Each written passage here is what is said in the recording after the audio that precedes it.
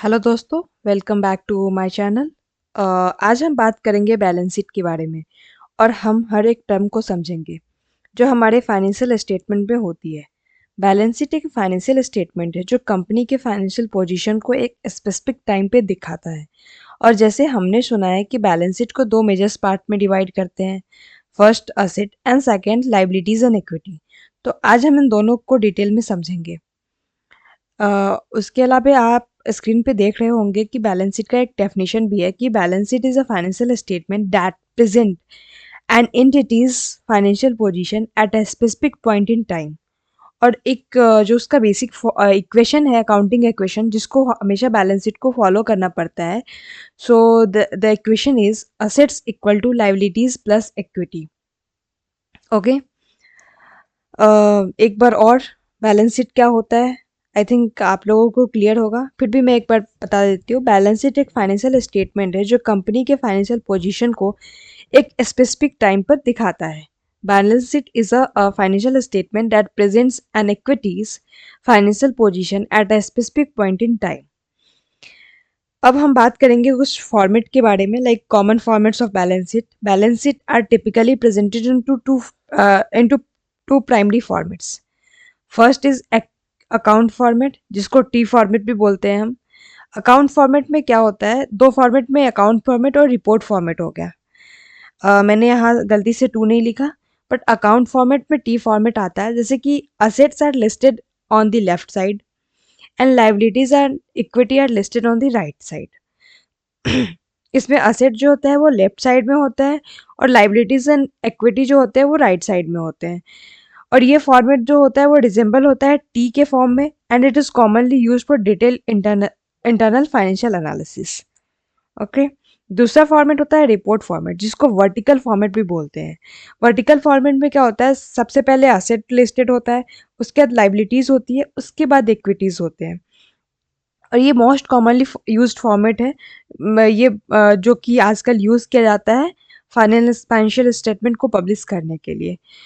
तो अब फॉर्मेट की बात करते हैं, तो फॉर्मेट में ये हमारा बैलेंस शीट जो रिपोर्ट फॉर्मेट है वो मैंने यहाँ पे शो भी करा है इस पीडीएफ में, जो कि आप स्क्रीन पे देख रहे होंगे। Balance sheet as of date, जो भी अभी डेट है वो डालो। उसके बाद सबसे पहले असेट लिस्टेड होता है, ये रिपोर्ट फॉर्मेट है, जिसमें हमारा कैश एंड कैश इक्विवेलेंट आता है, फिर अकाउंट्स रिसीवेबल्स आते हैं, इन्वेंट्री आता है, प्रॉपर्टी प्लांट एंड इक्विपमेंट आते हैं। उसके बाद हम टोटल असेट कर देते हैं। अदर भी असेट्स होते हैं, उसको भी इसमें इन्वॉल्व कर सकते हैं। मैंने बेसिक फॉर्मेट लिया है, जो कि ये बेसिक चीज़ें तो होती ही हैं अगर आप कंपनी की बैलेंस शीट को नोटिस करते हो, ऑब्जर्व करते हो तो। सेकेंड है लाइबिलिटीज़। लाइबिलिटीज़ में अकाउंट पेबल आता है, शॉर्ट टर्म डेट आते हैं, लॉन्ग टर्म डेट आता है, और इसके बाद हम टोटल लाइबिलिटीज़ कर देते हैं। इसके अलावा भी चीज़ें आती है, but this is basic terms that I have covered in this PDF. And उसके बाद इक्विटी। इक्विटी में कॉमन स्टॉक, रिटेन अर्निंग्स, और इन सब को हम ऐड कर देते टोटल इक्विटी। तो ये जो फॉर्मेट है हमारा रिपोर्ट फॉर्मेट है। उससे पहले हमने टी फॉर्मेट में ये देखा था कि टी फॉर्मेट में एक साइड हमारा इक्विटी लाइबिलिटीज और दूसरी साइड हमारा असेट होगा, पर इसमें तीनों एक साइड ही होंगे, लेकिन सबसे ऊपर असेट होगा, फिर लाइबिलिटीज एंड देन इक्विटी। अब हम बैलेंस शीट जो फॉर्मेट है बेस्ड ऑन रिपोर्टिंग स्टैंडर्ड्स, ये रिपोर्टिंग स्टैंडर्ड्स के बेसिस पे आता है। पहला हमारा international financial reporting standard IFRS के according assets and liabilities are presented in the order of liquidity and current and non-current classification are used. Okay, तो ये IFRS के अकॉर्डिंग होता था। अब गैप के according, gap is what, gap is generally accepted accounting principle, जो कि US का है। तो ये फॉलो करता है classified balance sheet format, categorising assets and liabilities into current and non current sections. Okay, और ये हमेशा रिपोर्ट फॉर्मेट में ही टिपिकली यूज किया जाता है। तो अब हम बात करते हैं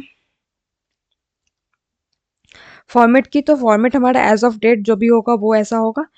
फिर हम फॉर्मेट में सबसे पहला हमारा आता है, हम एक साइड पर्टिकुलर्स लिखते हैं, एक साइड अमाउंट लिखते हैं। तो जैसा कि गैप के अकॉर्डिंग हमेशा उसमें टिपिकली रिपोर्ट फॉर्मेट ही यूज़ किया जाता है, दैट्स वाई मैंने रिपोर्ट फॉर्मेट का ही यहाँ पे फॉर्मेट लिया है। तो सबसे पहला हमारा असेट हो गया। असेट सबसे पहले हम बात करते हैं असेट की, तो असेट वो चीज़ है जो कंपनी के पास होती है और जिनसे कंपनी को फ्यूचर में इकोनॉमिक बेनिफिट मिल सकता है, राइट? असेट्स 2 प्रकार के होते हैं। Asset is of 2 types, current assets and non current assets. Current asset क्या होता है? करंट असेट वो चीज़ होती है जो 1 साल के अंदर कैश में कन्वर्ट हो सकती है। जैसे कि कैश एंड कैश इक्विवेलेंट्स, ये वो पैसा है जो कंपनी के पास है या जो इजीली कैश में बदल सकता है। ओके, तो ये कैश एंड कैश इक्विवेलेंट हो गया। सेकंड हमारा करंट असेट में आता है अकाउंट रिसीवेबल्स। ये वो पैसे हैं जो कंपनी को अपने कस्टमर से लेने हैं, जो गुड्स या सर्विसेज ऑलरेडी डिलीवर हो चुकी है, उसके बदले अभी तक पैसे जो हमारे कस्टमर्स हैं उन्होंने दिया नहीं है कंपनी को, तो उनसे जो पैसे लेने हैं, that is account receivables. It is also comes under the head of current asset. उसके बाद हमारा इन्वेंट्री। इन्वेंट्री वो सामान है जो कंपनी बेचने के लिए रखती है, जैसे कि रॉ मटेरियल्स हो गया, फिनिश गुड्स हो गए, ये सारी चीज़ें इन्वेंट्री में आता है। ये भी हमारा असेट के अंदर ही आएगा और असेट के करंट असेट के हेड के अंदर आता है। फिर प्रीपेड एक्सपेंसेस। प्रीपेड एक्सपेंसेस वो एक्सपेंस है जो कंपनी ने एडवांस में पे कर दिए हैं, जैसे कि रेंट एंड इंश्योरेंस। ये हमारा प्रीपेड एक्सपेंस हो गया। कुछ अदर करंट असेट्स भी होते हैं, ये कुछ और छोटी चीज़ें जो शॉर्ट टर्म असेट्स में होती है और जो जल्दी से जल्दी कैश एंड कैश इक्विवेलेंट में कैश में कन्वर्ट हो सकती है, तो उसको अदर करंट असेट्स बोलते हैं। ये सब मिला के बनते हैं टोटल करंट असेट्स। अब हम बात करेंगे नॉन करंट असेट की। नॉन करंट असेट वो चीज़ होती है जो कंपनी के पास लॉन्ग टर्म के लिए होती है और जिनसे कंपनी को लॉन्ग पीरियड के लिए फ़ायदा मिलता है। जैसे कि हमारा पहला हो गया property, plant and equipment, PPE. ये वो बिल्डिंग, मशीन और लैंड जो कंपनी अपने बिजनेस को चलाने के लिए यूज़ करती है। ओके। इंटेंजिबल एसेट्स, ये नॉन फिजिकल चीज़ें होती है, जैसे कि पेटेंट्स हो गया, ट्रेडमार्क हो गया, गुडविल हो गया, ये सब इंटेंजिबल एसेट्स हैं और ये नॉन करंट एसेट मतलब लॉन्ग पीरियड के लिए यूज़ किए जाते हैं। लॉन्ग पीरियड में इससे कंपनी को बेनिफिट मिलता है। इन्वेस्टमेंट, लॉन्ग टर्म इन्वेस्टमेंट जो कंपनी ने stocks, yes, long term investment ये हो गया जो कंपनी ने स्टॉक्स या बॉन्ड में की हो। यहाँ पे मेंशन होगा लॉन्ग टर्म इन्वेस्टमेंट पे investment. Okay. Deferred tax invest assets क्या होते हैं? ये वो टैक्स बेनिफिट्स होते हैं जो फ्यूचर में कंपनी को मिलेगी। और अदर नॉन करेंट असेट्स क्या होंगी? और भी जो लॉन्ग टर्म असेट्स जो कंपनी के पास होते हैं, ये सब मिला के बनता है टोटल नॉन करेंट असेट्स। ये दोनों को ऐड करते हैं तो हमारा बनता है टोटल असेट्स, राइट? ये दोनों को हम ऐड करते हैं तो हमारा टोटल असेट बनता है और इन सब को मिला के हम, जो कि हमारा property, plant and equipment, intangible assets, investment, deferred tax asset और नॉन करेंट असेट्स, इन सब को हम एक साथ करते हैं तो हमारा टोटल नॉन करेंट असेट बनता है। जब हम नॉन करेंट असेट और करेंट असेट को ऐड करते हैं तो हमारा टोटल असेट मिलता है।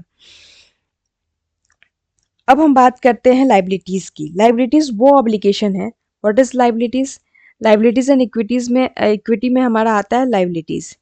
लाइबिलिटीज़ वो ऑब्लिगेशंस हैं जो कंपनी को किसी और को देना होता है। लाइबिलिटीज़ भी 2 पार्ट्स में होती है, लाइक करंट लाइबिलिटीज़ और नॉन करंट लाइबिलिटीज़। तो करंट लाइबिलिटीज़ वो ऑब्लिगेशन है जो कंपनी को 1 साल के अंदर पे करनी होती है, जैसे कि account payable, short term debt, accrued expenses, income tax payable या फिर अदर करंट लाइबिलिटीज़। तो सबसे पहले हम अकाउंट पेबल को समझते हैं। ये वो पैसे हैं जो कंपनी अपने ये सप्लायर्स को देने होते हैं कंपनी को। ओके। शॉर्ट टर्म डेट क्या हो गया? ये वो लोन्स हैं जो कंपनी को 1 साल के अंदर रिपे करने होते हैं। अक्रूड एक्सपेंसेस, ये वो एक्सपेंस है जो कंपनी ने इनकर किए हैं लेकिन अभी तक पे नहीं किया है। ओके। इनकम टैक्स पेबल, ये वो टैक्सेस होती है जो कंपनी को गवर्नमेंट को देनी होती है। अब अदर करंट लाइबिलिटीज़ में हमारा अदर शॉर्ट टर्म ऑब्लिगेशन जो कंपनी के पास होती है, इन सब को हम मिलाते हैं तो हमारा क्या बनता है? Total current liabilities. ओके। अब नॉन करंट लाइबिलिटीज़ वो ऑब्लिगेशन है जो कंपनी को 1 साल के बाद पे करनी होती है, जैसे कि लॉन्ग टर्म डेट हो गया, डेफर्ड टैक्स लाइबिलिटीज़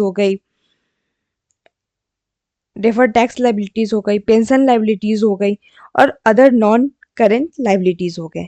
तो लॉन्ग टर्म डेट होता क्या है? फर्स्ट ऑफ ऑल, कि वो लोन्स या बॉन्ड्स है जो कंपनी को 1 साल से ज़्यादा टाइम में रिपे करनी होती है। डेफर्ड टैक्स लाइबिलिटीज ये वो टैक्सेस है जो कंपनी को फ्यूचर में देने हैं। पेंशन लाइबिलिटीज ये वो लाइबिलिटीज है जो कंपनी को अपने एम्प्लॉयज के रिटायरमेंट के बाद देनी होती है। और non current liabilities, other non current liabilities में other terms obligations, long term obligations आते हैं। ये सब मिला के बनता है टोटल नॉन करेंट लाइबिलिटीज। ये सब बना मिला के क्या बनता है? Total non current liabilities. अब टोटल नॉन करेंट लाइबिलिटीज और टोटल करेंट लाइबिलिटीज को ऐड करते हैं तो हमारा टोटल लाइबिलिटीज बनता है। ओके, अब बात करते हैं इक्विटी की। इक्विटी वो पैसा है जो कंपनी के ओनर्स के पास होता है। इक्विटी में 3 मेजर कंपोनेंट्स होते हैं: share capital, retained earnings and reserve and surplus. तो शेयर कैपिटल ये वो पैसा है जो कंपनी ने अपने शेयर्स के थ्रू रेज किए होते हैं। रिटेन अर्निंग्स ये वो प्रॉफिट है जो कंपनी ने अब तक कमाए हैं और उन्हें इन्वेस्ट कर दिया है। रिजर्व एंड सरप्लस ये एक्स्ट्रा फंड्स होते हैं जो कंपनी अपने फ्यूचर एक्सपेंशन के लिए रिजर्व रखती है। ये सब मिला के बनता है टोटल इक्विटी।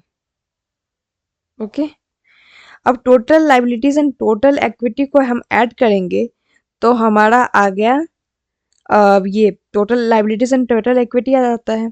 जब हम लाइबिलिटीज और टोटल इक्विटी को ऐड करते हैं तो पता चल गया कि टोटल लाइबिलिटीज एंड इक्विटी जो होगा वो इक्वल होगा टोटल असेट के, तभी ये इक्वेशन फुलफिल हो पाएगा। यहाँ पे मैंने एक्सप्लेनेशन भी दिया था हर एक टर्म्स का, लाइक असेट क्या होता है, करंट असेट में क्या क्या चीज़ें आती है, फिर नॉन करंट असेट्स क्या होते हैं, टोटल असेट्स की क्या होती है, तो current assets plus non current asset होता है। फिर टोटल करंट लाइबिलिटीज़ क्या होती है, तो sum of all short term obligations हो गए। नॉन करंट लाइबिलिटीज़ क्या होती है, तो sum of all long term liabilities हो गई। फिर टोटल लाइबिलिटीज़ क्या होती है, तो current liabilities plus non current liabilities हो गई। फिर इक्विटी क्या होता है, तो other equity sum of all equity components like share capital, retained earnings, reserve and surplus, other equity आ जाती है। हम टोटल लाइबिलिटीज एंड इक्विटी क्या होती है, तो ये हमारा टोटल लाइबिलिटीज एंड इक्विटी वो हो गया जब हम पूरे सारे इक्विटी, टोटल इक्विटी और टोटल लाइबिलिटीज को ऐड करते हैं तो ये निकलता है। और जो निकलता है वो this must be equal to total asset according to the accounting equation. Accounting equation के अकॉर्डिंग ऐसा होना चाहिए कि जो टोटल एसेट है उसके बराबर ही, उसके इक्वल ही होना चाहिए टोटल लाइबिलिटीज एंड इक्विटी। तो इससे ये इंश्योर करता है जो कि कंपनीज की फाइनेंशियल रिकॉर्ड जो है वो बैलेंस्ड है और सही है। ओके, तो दोस्तों ये था एक ओवरव्यू बैलेंस शीट का और उसके इम्पोर्टेंट टर्म्स का।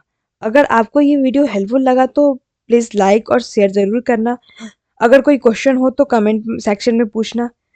एंड थैंक्स फॉर वॉचिंग और अपनी फाइनेंशियल नॉलेज को इम्प्रूव करते रहिए। मिलते हैं अगले वीडियो में, तब तक के लिए बाय बाय।